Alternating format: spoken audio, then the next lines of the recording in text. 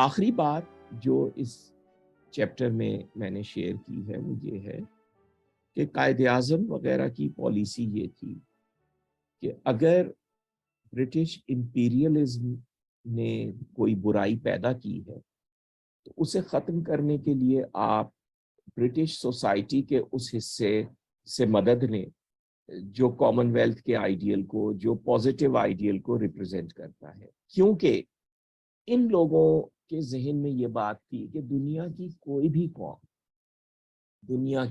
قوم کبھی بھی بری نہیں ہو سکتی۔ میں خود کو دنیا کے ہر امن پسند ملک کا نمائندہ سمجھتا ہوں۔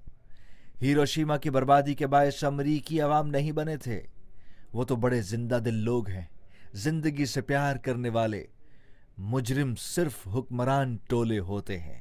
اس وجہ سے ہم نے انگریز قوم کے بارے میں یہ نہیں سوچنا ہی نہیں ہے کہ وہ ہندوستان کو غلام رکھنا چاہتے ہیں، یہ فطرت کے اصول کے خلاف ہوگا۔ یہ ان لوگوں کی سوچ تھی جو کانگریس کے بانی تھے اور آل انڈیا مسلم لیگ کے تمام لیڈرز۔ میرا تو یہ مذہب ہے کہ جو قوم خود آزادی کی دل دادا ہو وہ اوروں کی آزادی کو رشک کی نگاہ سے نہیں دیکھ سکتی، اور انگریزوں کی معاشرت دیکھ کر بھی میرے اس خیال کی تائید ہوتی ہے۔ ہاں، ہم لوگوں میں اس کی قابلیت ہونا ضروری ہے۔ خطبہ الہ آباد میں بھی علامہ اقبال نے کہا ہے کہ یہ بہت ہی گھٹیا، بہت ہی بیہودہ، بہت ہی بری سوچ ہے کہ ہم کسی پوری قوم کے خلاف کوئی جذبہ اپنے دل میں رکھیں۔ تو ان کی سوچ یہ تھی کہ انگریز قوم لازماً اس کے ارادے نیک ہوں گے، لازماً ہوں گے۔ آپ نے اپنی بات کو انگریز قوم تک اس طریقے سے پہنچانا ہے کہ وہ مجبور ہو جائیں کہ وہ اپنے لیڈرز سے کہیں کہ آپ ہندوستان کو آزادی دیں۔ اب ایک دوسری قوم تک اپنی بات پہنچانے کا طریقہ اپیلیں نہیں ہوتا، اس قوم نے اپنا سیلف انٹرسٹ دیکھنا ہوتا ہے۔ اگر کسی کے ذہن میں یہ خیال ہو کہ جی ہم انہیں بتائیں گے کہ دیکھیں نا آپ ہیومن رائٹس کی کیوں نہیں قدر کرتے، تو وہ بیٹھ کر سوچیں گے، امریکنز ہو، برٹش ہو، کوئی بھی، وہ سب سوچیں گے کہ اچھا ہاں ہمیں تو شرم آ گئی یہ بات سن کر۔ ایسا نہیں ہوگا۔ علامہ اقبال نے فارسی میں کہا تھا، اے نادان تجھے یورپ سے ہمدردی کی آس ہے، یاد رکھو شاہین کا دل اس چڑیا کے لیے نہیں پگھلتا جو اس کی خوراک ہو جسے اس نے اپنے پنجے میں جکڑ رکھا ہے۔ ہر قوم کا سیلف انٹرسٹ ہوتا ہے۔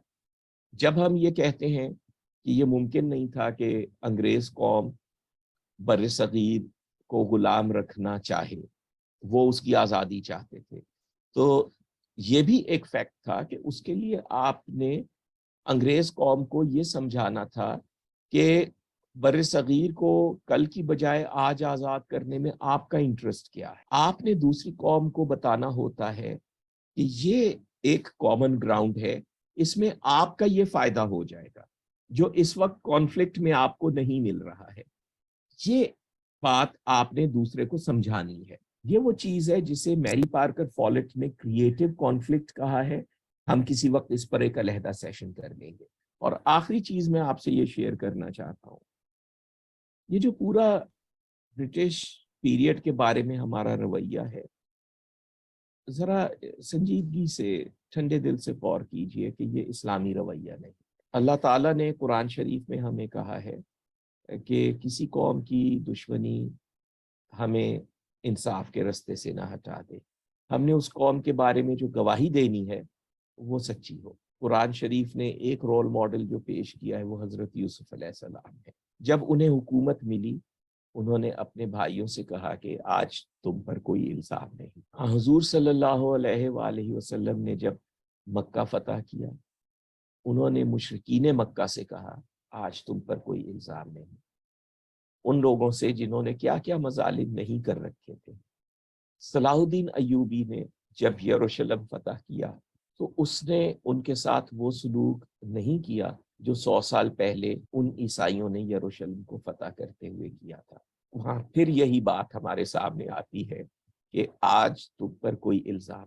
قائد اعظم محمد علی جناح نے جب پاکستان کا اقتدار انگریزوں سے وصول کیا تو انہوں نے بھی اسی قسم کے کلمات ادا کیے جن کی اسپرٹ یہی بنتی ہے کہ آج تم پر کوئی الزام نہیں۔ آپ ذرا یہ دیکھیے کہ ہم لوگ جو 75 سال سے آزادی کے بعد بھی رونے پیٹنے میں لگے ہوئے ہیں کہ انگریز ہمیں تباہ کر کے چلے گئے، وہ ان کا تعلیمی نظام، یہ کسی طریقے سے بھی کسی بھی خوددار قوم کے مزاج سے میچ نہیں کرتے ہیں۔ تاریخ میں کبھی ایسے نہیں ہوا ہے کہ ایک قوم نے آزادی کے 75 سال بعد بھی یہ رونا پیٹنا مچایا ہو کہ جو لوگ ہم پر 75 سال پہلے حکومت کرتے تھے اور 90 سال کے لیے بیچارے ان کی وجہ سے آج ہمارے سارے مسائل ہیں۔ یہ کہیں اور سے آ رہی ہے یہ سوچ، اس سوچ سے آپ پیچھا چھڑائیں۔ ہندوؤں میں بھی یہ سوچ عالی ظرف ہندوؤں کی نہیں تھی جن کے بارے میں ہم چیپٹر 4 میں دیکھیں گے۔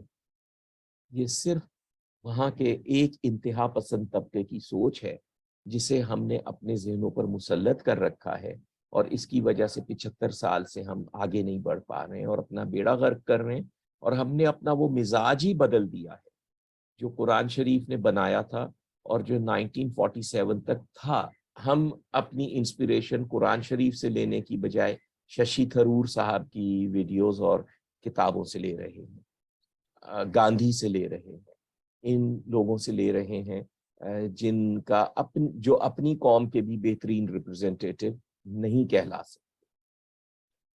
اس بات پر غور کیجئے، علامہ اقبال کا شعر ہے، عشق بتاں سے ہاتھ اٹھا اپنی خودی میں ڈوب جا، نقش و نگار دیر میں خونے جگر نہ کر طلب۔ اس وجہ سے میں نے محتاط رویہ اختیار کیا ہے، میں نے اپنی طرف سے کسی انگریز کو اچھا یا برا نہیں کہا ہے، میں نے صرف وہ فیکٹ سامنے رکھ دیے ہیں کہ جن انگریزوں کو آل انڈیا مسلم لیگ نے اچھا کہا انہیں میں نے اس میں اچھا پیش کیا ہے، جنہیں انہوں نے برا کہا اس کا میں نے ذکر کیا۔ میں کریٹو کانفلکٹ کو ہی تھوڑا سا کرنا چاہ رہا تھا کہ آج یہ ہے کہ وقت گزر جاتے ہیں، کبھی ہم نے جنگیں بھی کی ہیں، کبھی ہم بھی حکمران رہے ہیں، کبھی دوسری قومیں بھی حکمران رہی ہیں، جو گرجز اور گریوینسز جو ہیں وہ ہوتے ہیں، لیکن یہ ہے کہ چیرش کس بات کو کرنا چاہیے کہ وہ جو پرنسپلز ہم نے اڈاپٹ کیے تھے اور ان کی بنیاد کے اوپر آج ہمارے ہاتھ میں کیا ہے۔ تو یہ جو پاکستان بنایا ہے، یہ جو ہم نے فتح حاصل کی ہے اور یہ جو برتری ہم نے ثابت کی ہے ہر میدان میں، مسلم لیگ کی قیادت میں، قائد اعظم محمد علی جناح کی قیادت میں، اس کو چیرش کیا جائے اور ان پرنسپلز کو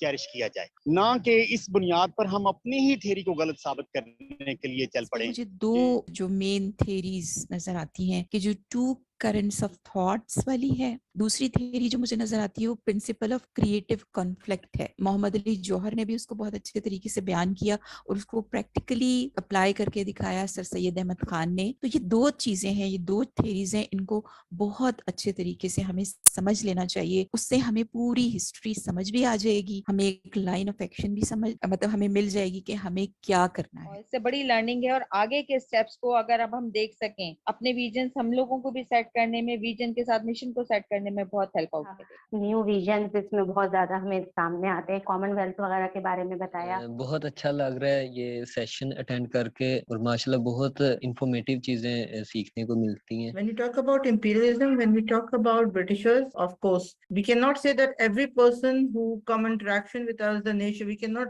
label a nation. There are good and bad alike. ایک جو بہت اچھی چیز ہے وہ جو ٹرانسفارمیشن ہے، وہ نیگیٹیوٹی سے پازیٹیوٹی کی طرف، وہ بہت اچھے طریقے سے اور بہت خوبصورتی سے ہو رہی ہے۔